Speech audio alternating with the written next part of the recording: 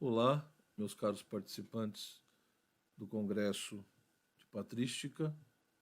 Eu pretendo trabalhar nesta conferência justamente uma noção, uma questão que é extremamente peculiar e especial no interior do pensamento de Santo Agostinho, que é justamente a figura do Cristo mediador, né? Ou a questão da mediação crística.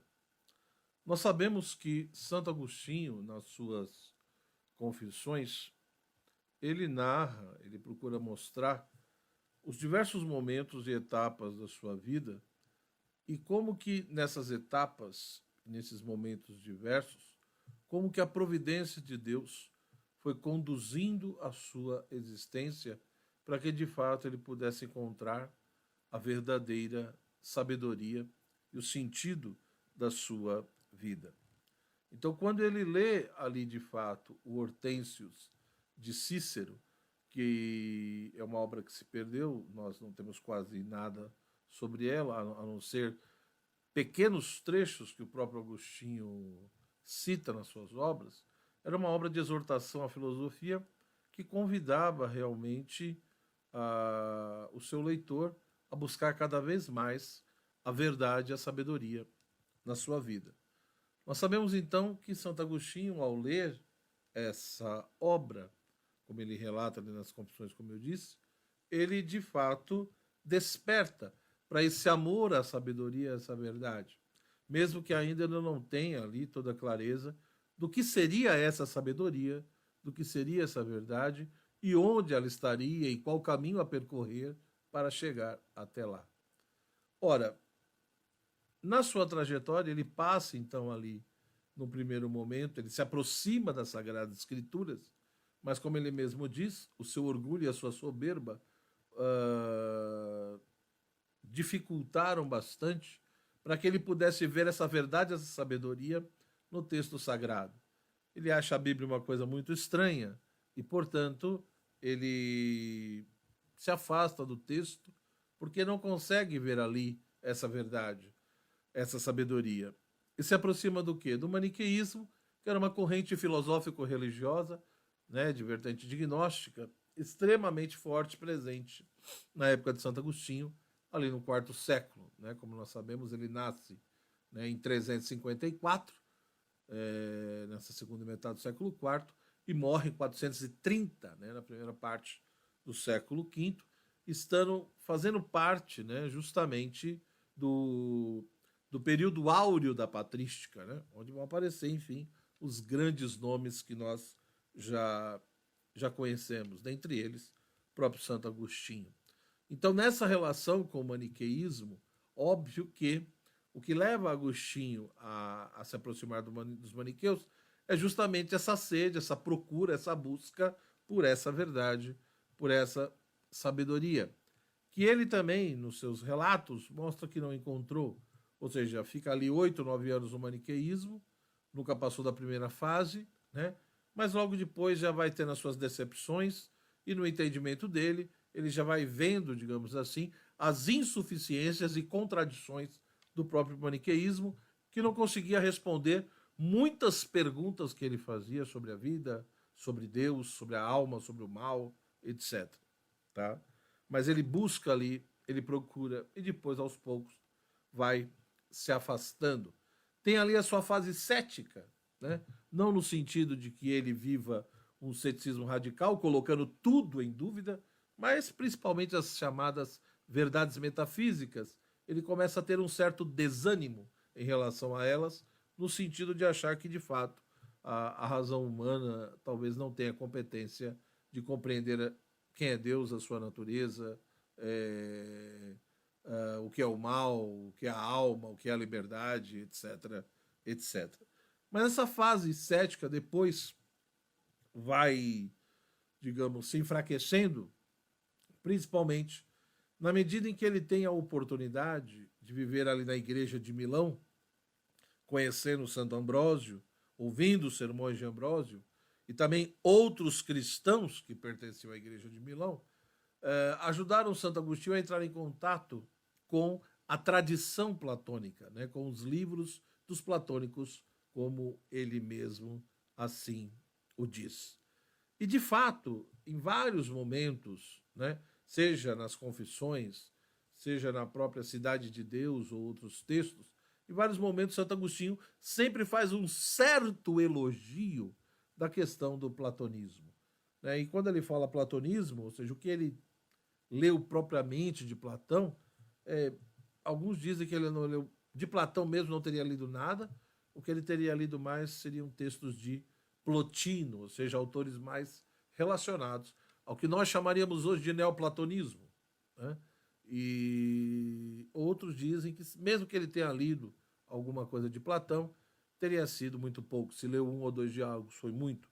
Então a influência maior é muito mais, digamos assim, do neoplatonismo sobre o seu pensamento do que do pensamento próprio ali do Platão como nós o conhecemos. Ora, por que esse elemento é extremamente importante? Ou seja, por que fazer essa mini narrativa, né? Essas fases, essas experiências, né? E tudo que Santo Agostinho foi vivendo, foi experimentando e foi conhecendo e descobrindo no decorrer da sua trajetória, né? Repito, esse contato com o pensamento de Cícero, essa coisa do maniqueísmo, a própria questão do ceticismo e toda essa coisa agora com a tradição platônica, principalmente esse neoplatonismo aí do Plotino. O que isso tem a ver com a questão, né, do Cristo mediador ou com a questão da mediação crística? Ora, em vários textos, da mesma forma que Santo Agostinho faz alguns elogios ao platonismo e mostra como o platonismo foi benéfico em algumas coisas, né, como que o platonismo o ajudou a superar determinadas dificuldades intelectuais, nessa própria discussão, né, com a tradição platônica, Santo Agostinho vai percebendo um ponto extremamente importante, que é a necessidade da mediação que se estabelece na relação do humano com o divino, mas antes dessa relação do humano e com o divino propriamente dita, da própria relação do sensível com o inteligível, do temporal com o eterno, do mutável com o imutável, das criaturas com o Criador. Ou seja, se nós pegarmos, por exemplo, o livro 7º das Confissões, né, onde aparece ali claramente a figura do Cristo mediador e a explicitação da necessidade dessa mediação. Da mesma maneira que se nós pegarmos o livro 4º do seu De Trinitate, né, sua obra sobre a Trindade, e da mesma maneira o livro 9 da Cidade de Deus. Esses três textos me parece que são extremamente interessantes e importantes para que nós possamos, de fato, compreender a figura do Cristo mediador, porque somente o Cristo pode ser mediador, em que sentido ele é mediador. Mas antes de tudo, é necessário refletirmos por que do ponto de vista agostiniano, se faz necessário uma mediação. E que tipo é essa mediação? Ora, como ele narra no livro 7º das suas Confissões, e ali me parece que é o texto mais apropriado, porque no livro 7º das Confissões nós vamos encontrar o que alguns comentadores chamam de conversão intelectual, né? Gouvermadec, por exemplo, usa essa terminologia na sua análise do livro 7º, e me parece que é, de fato, apropriada, como também outros comentadores mais antigos. Então, você tem, de fato, ali, ou seja, Agostinho narra no livro 7º das Confissões, como que em um determinado momento da sua vida, isso não só no livro 7º, mas se você pegar os livros anteriores das Confissões, o livro 5º, o livro 6º principalmente, ele mostra claramente como que naquele momento ele padecia de um certo tipo de pensamento materialista, né? Ou corporalista, como eu prefiro dizer. Ou seja, nessa busca da verdade e da sabedoria, Santo Agostinho, num primeiro momento, estabelece a via da exterioridade para encontrar essa verdade e essa sabedoria. E ao estabelecer a via da exterioridade, como vai ficando claro nos seus textos, ele acaba estabelecendo o primado dos sentidos.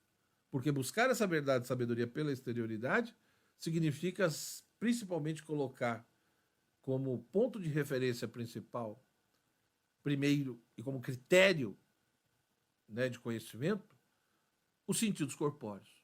Aquilo que eu vejo, aquilo que eu ouço, aquilo que eu toco, e por aí vai. Os 5 sentidos, portanto, passam a ter um primado muito importante. Ora, se eu busco essa sabedoria e verdade pela exterioridade, e ao fazer isso, essa mentalidade sensista vai predominando, né? O grande critério de verdade de conhecimento são os sentidos corpóreos, isso evidentemente vai ter uma implicação muito séria. Ou seja, em outras palavras, a via do conhecimento, a via epistemológica, ela foi escolhida e foi estabelecida. E qual era essa via nesse momento da sua vida? Era a via da exterioridade. Era a via dos sentidos.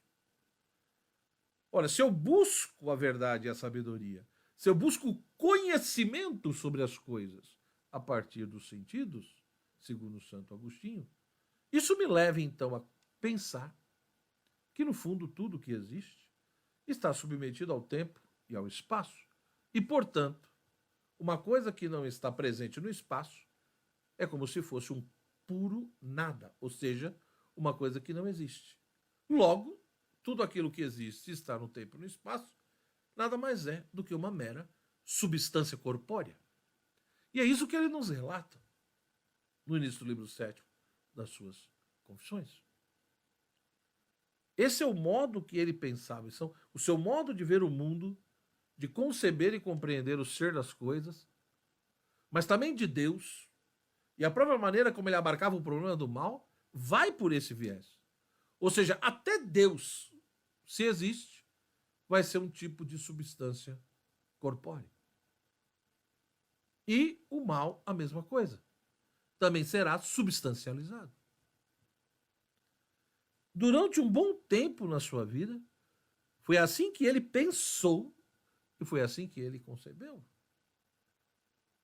Então, essa mentalidade corporalista ou materialista, como alguns preferem dizer, porém, devemos tomar muito cuidado quando alguns comentadores usam esse termo, né, materialismo em Santo Agostinho, porque o conceito e a noção de matéria em Agostinho é uma coisa um pouco delicada, né? Em alguns momentos ele dá a entender que existe a matéria corpórea, mas também uma certa matéria incorpórea. Então, enfim, tomar um pouco de cuidado com isso, né? Mas estou usando o termo porque muitos comentadores usam. Então, finalizando esse primeiro ponto, nós percebemos o quê? Que em um determinado momento da sua vida era assim que ele pensava, ou seja, a via do conhecimento, a via epistemológica, a via pela qual se buscava a verdade, era a exterioridade dos sentidos. E isso tinha uma implicação ontológica. Qual era? Conceber o ser necessariamente como uma substância corpórea. Seja do que for. Seja do que for. Então, o que é interessante aí é o quê? Que nesse momento da sua vida, nós vemos que essa via epistemológica e essa ontologia, digamos assim, seguida por Santo Agostinho, ela leva a um certo tipo de reducionismo. Ou seja, ele reduz a realidade àquilo que de fato pode ser apreendido pelos meus sentidos e que, por conseguinte, está submetido a toda essa lógica do tempo e do espaço, principalmente da espacialização. A realidade, portanto, se reduz a isso. Não é possível que exista algo que não esteja presente no espaço e, portanto, que não seja uma substância corpórea. Tudo que existe, necessariamente é um tipo de substância corpórea. Então isso é um reducionismo, né, da realidade. Você reduz a realidade a essa corporeidade, a uma substancialidade corpórea e, portanto, aquilo que pode ser apreendido pelos sentidos, etc. e tal. O próprio ser humano, o próprio Deus, né, ou quando eu falo de alma, isso não é muito incomum. Nós não podemos esquecer que no mundo antigo você tem ali os epicuristas, os estoicos, que também falavam de alma, de espírito, mas era uma concepção totalmente materialista do que seja a alma, do que seja o espírito. Então a noção de espiritual, de incorpóreo, nós sabemos que adentra a reflexão filosófica de maneira muito intensa, principalmente com Platão. Então, quando Platão cria a sua academia, né, e esse grande primeiro sistema filosófico, que foi o platonismo, é que vai realizar aquilo que alguns comentadores chamam de segunda navegação. Se a primeira navegação foi feita pelos pré-socráticos, nessa observação do mundo natural, procurando compreender de onde tudo vem e para onde tudo vai, a segunda navegação é justamente esse mergulhar na dimensão da transcendência, do espiritual, do incorpóreo, né? Ou seja, daquilo que possui uma natureza que é distinta da mera natureza material ou corpórea, ou sensível, como Platão gostaria de dizer. Aqui, então, o que ocorre? Quando no livro 7º ele relata e faz essa comparação do prólogo do Evangelho de São João com alguns textos dos platônicos, ele vai chamar a atenção justamente para isso. Ele vai dizer que muitas coisas que ele encontrou no prólogo do Evangelho de São João, ou algumas coisas que ele encontrou na Bíblia, ele também encontrou nos textos platônicos. Com outras palavras, dito de uma outra forma, mas digamos que a ideia central defendida era a mesma. Então ele vê que existem verdades que ele conheceu, que estava presente tanto nos textos platônicos quanto na Sagrada Escritura, expressos de formas distintas, mas a mesma verdade. Da mesma maneira que ele vai dizer que tem coisas que ele encontrou na Bíblia, mas que ele não encontrou nos textos platônicos. Ora, o que é interessante no primeiro momento aqui é fazer a seguinte pergunta: em que sentido a tradição platônica, ou esses textos platônicos lidos por Agostinho, o ajudaram? O ajudaram em quê? Ajudaram a superar o quê? Ora, me parece que é bem evidente isso. Ao entrar em contato com esses textos, ao ir lendo esses textos, o contato com a tradição platônica colaborou profundamente para que Agostinho fosse superando justamente essa mentalidade, esse pensamento materialista corporalista. Por quê? Porque, em primeiro lugar, o platonismo foi mostrando para ele uma nova via epistemológica, uma nova via de conhecimento.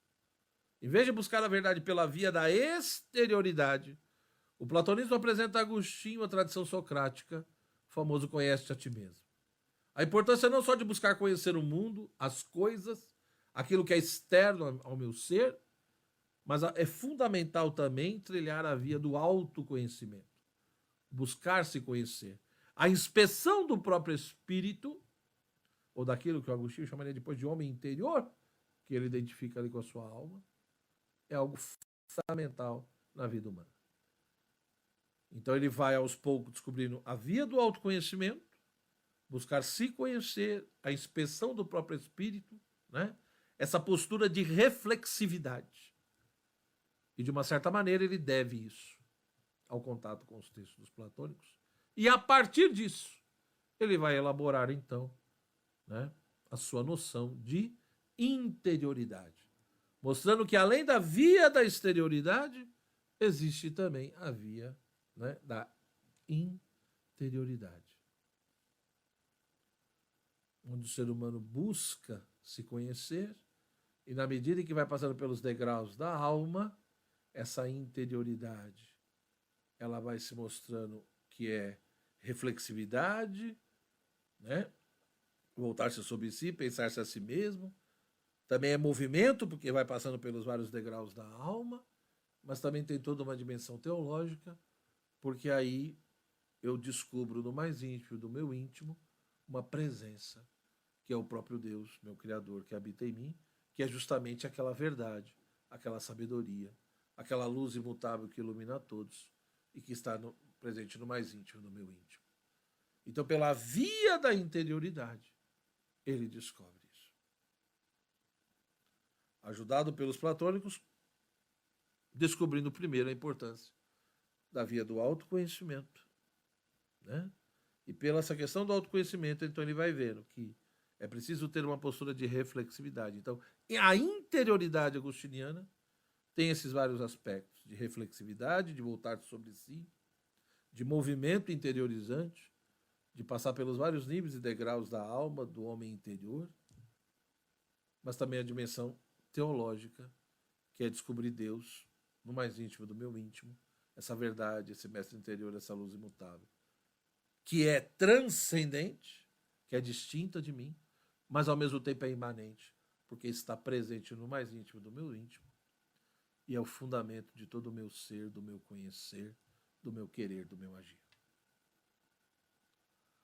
Então, ele muitas vezes tece vários elogios. Na Cidade de Deus ele chega ao ponto de dizer que no entendimento dele o platonismo seria a filosofia mais próxima do cristianismo.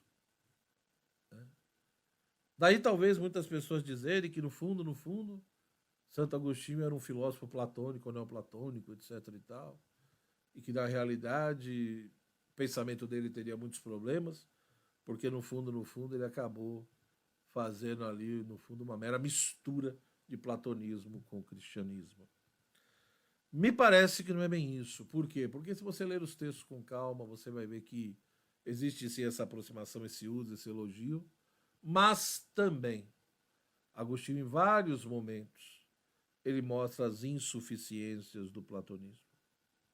E ao mostrar essas insuficiências, ele faz muitas vezes críticas extremamente fortes a essa tradição platônica, né, e a determinados neoplatônicos, mostrando de uma certa maneira os erros e os limites dessa tradição.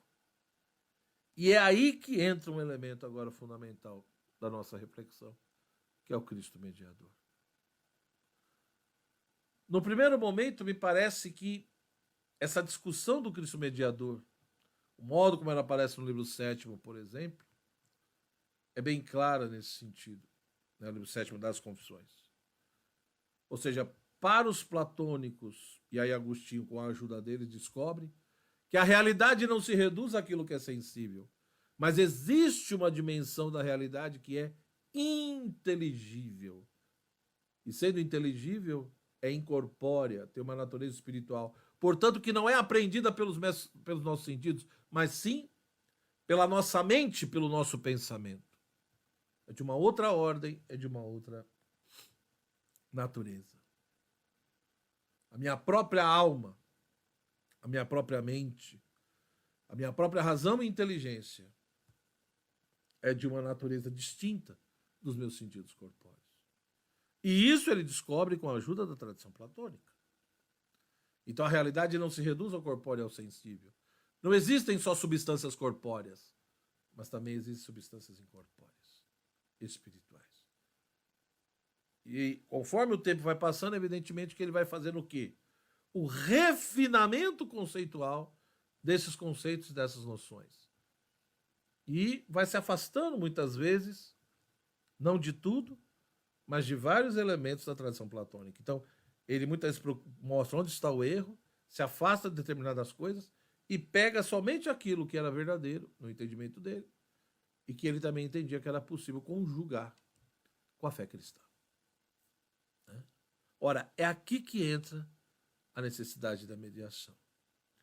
E no entendimento dele, a tradição platônica mostra, ele usa, né, nessa análise crítica que ele faz do platonismo, ele procura evidenciar o quê? Aquilo que ele considera o grande problema da humanidade, de todos os homens, que é o problema da soberba, é o problema do orgulho. Por quê? Nós sabemos que para Platão e Plotino e outros ali na tradição platônica, o ser humano teria, se ele queria conhecer realmente a verdade, e atingir a episteme, que é a ciência, o verdadeiro conhecimento das coisas, ele teria que fazer a passagem do sensível para o inteligível. O sensível é o mundo do quê? A realidade feita pelas coisas corpóreas, que são imagens e sombras, cópias das realidades inteligíveis, que seria aquilo que Platão chamava de ideias, de formas.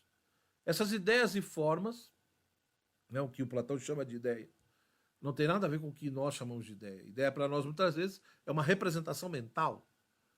Para Platão, a ideia, a forma, é uma realidade inteligível, é o modelo original de cada coisa. Então, o sensível, ou seja, o princípio epistemológico do sensível é o inteligível. E o princípio ontológico do sensível também é o inteligível. O que quer dizer isso? Quer dizer que o sensível ele é na medida em que ele participa do inteligível, ou seja, na medida em que ele imita e participa do inteligível, é nesse sentido que o sensível é. Portanto, o inteligível é a causa ontológica do sensível. É aquilo que sustenta, ou seja, o sensível é, mas ele é por intermédio de um outro, dependendo totalmente desse outro. Enquanto que o inteligível é aquilo que é em si mesmo. E mesmo que haja algum tipo de participação no âmbito do inteligível, onde uma ideia participa de outra ideia, vão existir de fato as ideias primeiras e superiores a todas. Então vai haver também uma hierarquia no inteligível. Mas o sensível depende totalmente do inteligível. Portanto, a participação do sensível em relação ao inteligível é diferente da participação de uma ideia em relação a outra ideia. Mas o que é importante aqui, fundamental, para nós, é que nessa tradição platônica, a passagem do sensível para o inteligível era justamente realizada por que se chamava de movimento dialético, onde eu parto ali da observação da realidade sensível, ou seja, os sentidos têm o seu certo papel e a sua função, mas ao mesmo tempo eu vou usando cada vez mais a minha mente, o meu pensamento, o meu intelecto, e não tanto aquilo que os sentidos me dizem. Então, no nível do sensível, eu percebendo o quê? Que as coisas são cópias. São sombras e imagens das realidades inteligíveis. Se eu fico nesse plano, o que eu tenho? Uma mera doxa, uma mera opinião sobre essas realidades sensíveis. Se eu quero, portanto, conhecer a verdade, o verdadeiro ser das coisas e atingir a episteme, a ciência, eu preciso do sensível para o inteligível. E por isso eu preciso percorrer todo o movimento dialético, que tem várias etapas. Até chegar de fato à teoria, que seria a contemplação das ideias. Ali, nesse ato contemplativo, eu teria o verdadeiro conhecimento e, de uma certa forma, também a felicidade, porque estaria contemplando o imutável. O que é importante nós notarmos aqui é que essa passagem do sensível para o inteligível, o ser humano é capaz de realizá-la a partir das suas forças, a partir do seu esforço e das suas capacidades naturais. Então, a minha corporeidade, até os meus sentidos corpóreos, têm uma certa função no início desse processo, desse movimento de uma dialética ascendente. Mas depois vem todo o trabalho, principalmente, daquilo que está na minha alma, meu pensamento, a minha capacidade mental, etc. E não tanto o que os sentidos podem nos dar. Mas veja, o máximo que vai se reconhecer aí é que entre o sensível e o inteligível existem os entes matemáticos que, de uma certa maneira, nos ajudariam a purificar a nossa mente e a preparar a nossa mente para que ela pudesse, então, conseguir, um dia, contemplar as ideias imutáveis, as formas inteligíveis. Mas o ser humano é capaz de fazer todo esse processo, receber uma pequena ajuda, uma pequena mediação dos entes matemáticos. Agostinho, pela sua história de vida, e principalmente aderindo à fé cristã, ele vai achar tudo isso muito estranho.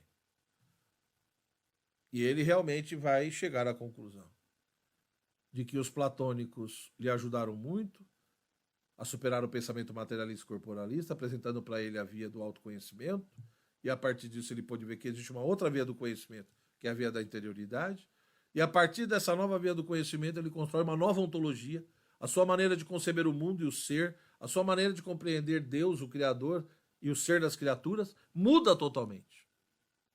É uma nova ontologia. Então ele é grato isso à tradição platônica. Porém, ele também usa muito da metáfora da pátria e do caminho, mostrando que, de fato, o movimento dialético, essa passagem do sensível para o inteligível, passando por toda essa realidade corpórea e depois por todos os degraus da alma, né, aonde chega essa realidade inteligível, que também é considerada a pátria da bem-aventurança, a pátria da vida feliz, da felicidade, ele diz, os platônicos, eles descobriram a existência dessa pátria. Os platônicos foram bons para mostrar que a realidade não se reduz ao sensível, mas que existe também a dimensão inteligível, e mais do que isso, que nessa realidade inteligível é que está a verdadeira vida feliz e a pátria da bem-aventurança. Só que o problema é que eles mostraram que essa pátria da bem-aventurança existe. Eles mostraram e apontaram para isso, mas eles não mostraram para nós qual é o caminho que nos leva até lá. Então não basta saber que a pátria da bem-aventurança existe, não basta saber que essa pátria não está no âmbito do sensível, mas sim do inteligível. É preciso saber também qual é o caminho que me leva até lá. E por que precisa de um caminho? Bom, é aí que entra, evidentemente, dentro dessas reflexões antropológicas e metafísicas de Santo Agostinho, a maneira como ele interpreta o livro do Gênesis e toda a problemática do pecado original, do pecado de Adão e da queda do ser humano. O ser humano foi criado por Deus, né? Bom e belo, mas com o pecado original, a natureza humana foi ferida. A queda de Adão gerou uma ferida na natureza humana. E além disso, o ser humano foi punido por Deus. Todos estavam em Adão, todos caíram em Adão. Então é uma ferida universal. O ser humano sozinho, ele caiu sozinho. Mas ele não consegue se levantar sozinho dessa queda. Ou seja, ele consegue até vislumbrar ao longe que essa pátria da bem-aventurança existe. Ele consegue até entender que ela está no âmbito espiritual inteligível e não no âmbito sensível e corpóreo. Mas Agostinho diz, nós não queremos saber só que ela exista. Nós não queremos saber apenas a sua existência. Nós queremos habitar nessa pátria. E para habitar nessa pátria, o ser humano precisa saber qual é o verdadeiro caminho que leva até lá. E além disso, o ser humano precisa ser capacitado a permanecer nessa pátria. Por quê? Porque ele diz, muitas vezes o ser humano até descobre que essa pátria da bem-aventurança existe e está no âmbito do inteligível. Mas ainda ele é fraco. Os vícios, os pecados, as suas misérias o dominam. Ou seja, ele olha para o eterno, por um lado ele deseja o eterno, por um lado ele quer essa pátria da bem-aventurança, por um lado ele vê que o sentido da vida e da felicidade está em tudo isso e que, no fundo, essa pátria é onde Deus habita e só Ele pode saciar o nosso coração. Mas, por outro lado, o ser humano não tem força para percorrer tudo isso. Ele vê ao longe, ele chega perto, mas ele não consegue permanecer. Ou seja, o movimento dialético platônico, ele é insuficiente. O ser humano precisa de uma mediação. E essa mediação, ela começa dentro do próprio ser humano. É uma mediação que vem pelo âmbito da interioridade. Por isso que é preciso ali uma primeira conversão, indo do exterior para o interior, deixando a via da exterioridade e descobrindo a via da interioridade e percorrendo todas as suas etapas, realizando esse movimento interiorizante, que chega um momento que se transforma num movimento ascensional, do exterior para o interior, do interior para o superior. Porque ele é imanente, mas ao mesmo tempo é transcendente. Então, se o ser humano descobre a via da interioridade, ele vai descobrir essa verdade, essa sabedoria no mais íntimo do seu íntimo. que é o mestre interior, que é o próprio Cristo que nos ensina. Então essa mediação já começa no interior do homem, Deus nos iluminando. Através de uma presença natural, Deus está em tudo que ele habita, tudo que ele criou. Ele habita em tudo que ele criou. Mas só isso basta? Não. É preciso que o ser humano descubra uma outra via. Além da via da interioridade, tem uma outra via extremamente importante. Então, se existe o mestre interior, por outro lado, se existe o mestre interior, que é o próprio Cristo, esse próprio Cristo, que é o mestre interior, também se encarnou. E nós encontramos isso nas Sagradas Escrituras. Deus se revela e mostra nessas suas Escrituras sagradas que o seu Filho único se fez homem por amor a nós e para nos salvar. Portanto, nessa cristologia apresentada por Agostinho, e aí não só no livro 7, mas no livro 4 de Trinitate, como no livro 9 da Cidade de Deus, ele vai chamar a atenção justamente para isso. O homem precisa de um mediador. E por que ele precisa do mediador? Porque ele não é autossuficiente. Ele não é absoluto, ele não basta a si mesmo. Pelo pecado de Adão, ficamos feridos. E nesse processo de retorno, ele precisa descobrir a via da interioridade. Mas além da via da interioridade, ele precisa descobrir a outra via que o Verbo encarnado nos ensinou. Então, se a via da interioridade eu descubro pelo uso da razão e da própria filosofia, a via da humildade ensinada pelo Verbo encarnado mostra a necessidade da autoridade da revelação e, portanto, da fé, mostrando como que fé e razão precisam caminhar juntas, segundo Santo Agostinho. Na medida em que isso vai ficando claro, vai se mostrando, então, a necessidade da mediação. A necessidade da mediação, no primeiro momento, no sentido bem filosófico, para se fazer essa passagem do sensível para o inteligível. E para que o ser humano não só veja a pátria da vida feliz, da felicidade, mas realmente habite e goze dessa felicidade, ele precisa de um mediador que o ajude, né? Ou seja, ele precisa de um mediador que o fortaleça, que o capacite a percorrer esse caminho e a habitar nessa pátria da bem-aventurança. Isso tem todo um aspecto filosófico e ético que nós vamos encontrar nesses textos. Mas é só por isso, ou seja, então se o ser humano quer ser feliz, né, se tem esse aspecto ético, então é só por isso que ele precisa do mediador? Não. Ele precisa do mediador porque ele não encontra a plenitude dessa felicidade se ele não for ajudado. E veja como esse aspecto filosófico, ético, está ligado também ao aspecto teológico. Por quê? Por causa da ferida provocada pelo pecado de Adão na natureza humana.